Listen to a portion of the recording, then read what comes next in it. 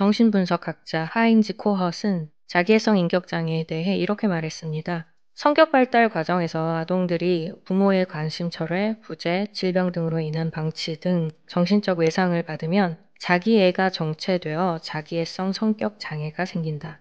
그는 자기애와 자기애성 성격 장애를 구분하며 자기애는 정상적인 상태이고 자기애성 인격 장애가 문제라고 주장했어요. 즉, 나르시시즘 자체는 정상적인 것이고 우리가 NPD라고 말하는 자기애성 인격 장애를 문제 현상으로 봐야 한다는 것이죠. 이것은 자기애 자체를 정신상태나 질병으로 보았던 프로이트와 아주 다른 입장입니다. 따라서 하인즈 코하웃이나 프로이트 이후의 전문가들도 나르시시즘과 자기애성 인격장애에 대해 서로 다른 다양한 의견을 가지고 있습니다. 리처드 채식은 그의 책 자기심리학과 나르시시즘의 치료에서 이렇게 말합니다. 아직은 나르시시즘에 대해서 완벽한 이론이 존재하지 않는다. 해외에서도 자기애와 자기애성 인격장애를 구분하지 않고 같이 사용하기도 하고 자기애에 대해 많은 오해와 혼동 또한 있어 왔기 때문에 국내에서도 그 개념이 제대로 정확히 전달되는 데에는 어려움이 있습니다. 따라서 여러분이 만나는 전문가들도 이 나르시시즘과 자기애성 인격장애에 대해 서로 약간씩 다른 견해를 가질 수 있다는 것을 기억해 주셨으면 좋겠어요. 최근에는 대부분 이 나르시시스트라는 용어를 건강한 나르시시즘을 가진 사람을 가리키는 데에 사용하지 않습니다. 나르시시즘이 매우 강한, 건강하지 못한 나르시시즘을 가지고 있는 사람을 주로 지칭해요. 나르시시스틱한 행위로 남을 끊임없이 괴롭히는 사람들을 가리키는 거죠.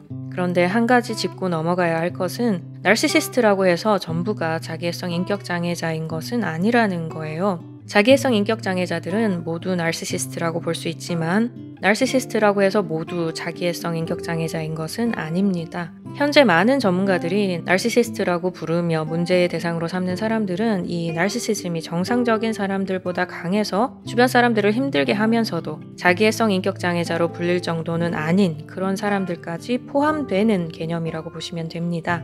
예전에 말씀드렸던 나르시시즘 스펙트럼을 한번 떠올려 볼까요? 나르시시즘이 가장 약한 것은 1로 보고 가장 강한 것을 10이라고 봤을 때 4에서 6 정도에 존재하는 사람들을 건강한 나르시시즘이라고 볼 수 있습니다. 우리가 보통 나르시시스트라고 부르는 사람들은 스펙트럼 상에서 7이나 8부터 시작해 10까지에 이르는 사람들이고요. 자기애성 인격장애로 진단받는 사람들은 9에서 10 정도의 위치에 있다고 볼 수 있죠. 숫자 1에서 3 정도 되는 사람들은 에코이스트라고 볼 수 있습니다.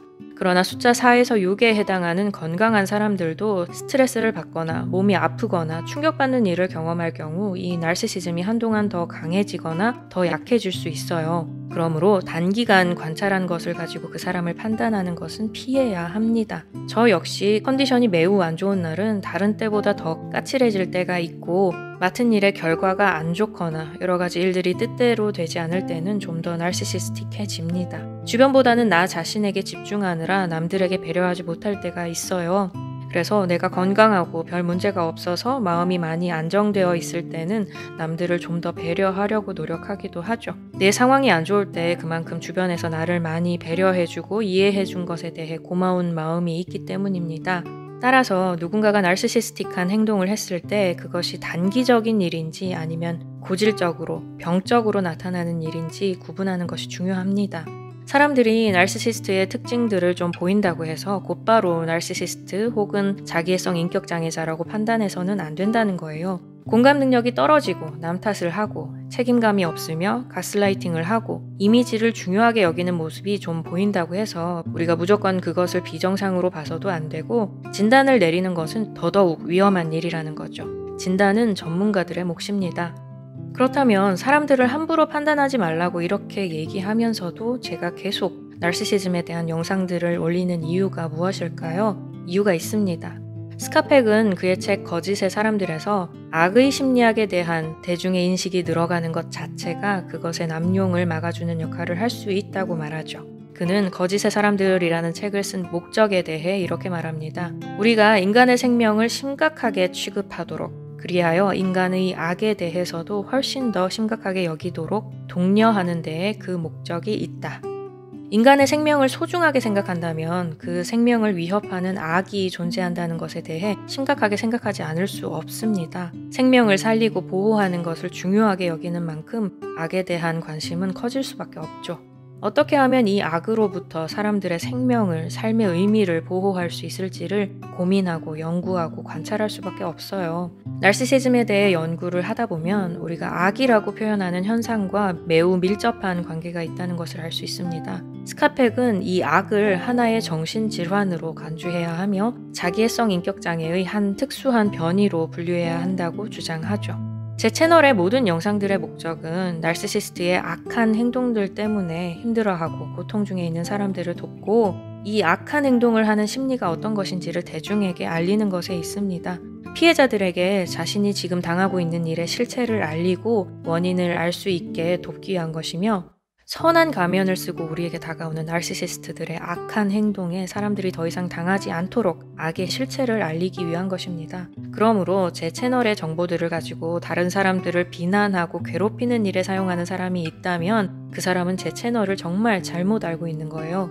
또한 주변에 누군가가 정말 나르시시스트가 맞다라는 생각이 확실하게 들더라도 그 사람을 나르시시스트라고 지적하며 비난해서도 안 됩니다. 득될 게 하나도 없는 일이에요. 오히려 문제를 악화시킬 뿐입니다. 나르시시스트에게 나르시시즘 얘기를 꺼내면 안 되는 이유에 대해서도 따로 영상이 있으니 참고해 주시고요.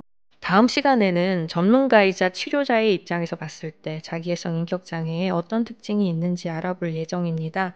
오랜 기간 나르시시스트들을 치료 대상으로 삼고 연구해온 전문가의 입장에 대해 설명을 드리려고 해요. 또한 이들을 치료하는 것이 과연 가능한 일인지, 치유 가능성에 대해서도 함께 다루어 볼 예정입니다. 이들을 치료하기 위해 애써온 전문가의 입장을 한번 들어보시면 여러분이 지금까지 이들에게 했던 행동들을 좀 더 객관적으로 볼 수 있게 되실 거예요. 이들을 변화시켜 보려고 사랑을 부어주고 이해하려 애쓰고 뭔가 납득시켜 보려 설명하고 설득해 왔던 것이 얼마나 소용없는 짓인지 한 번 더 느낄 수 있으실 겁니다. 전문가들조차도 힘들어하는 이 나르시시스트에게 과연 효과적인 치료법은 있는지, 있다면 어떠한 것인지 다음 시간부터 함께 알아보도록 하겠습니다. 나르시시스트들 때문에 심각한 상황에 놓여 있다면 전문가의 도움을 받는 것이 최선임을 늘 기억해 주시고요. 그럼 여러분의 모든 문제가 다 해결되기를 바라면서 저는 또 다음 시간에 뵙도록 하겠습니다.